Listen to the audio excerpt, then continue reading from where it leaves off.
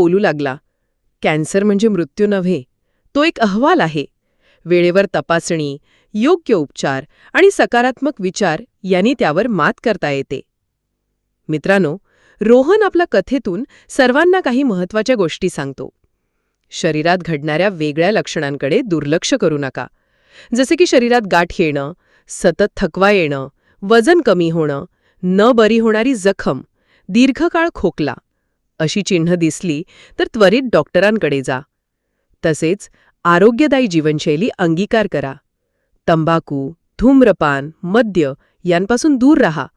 संतुलित आहार, फळभाज्या, नियमित व्यायाम, पुरेशी झोप ही कॅन्सरपासूनची खरी ढाल आहे. तसेच मानसिक ताकद जपा.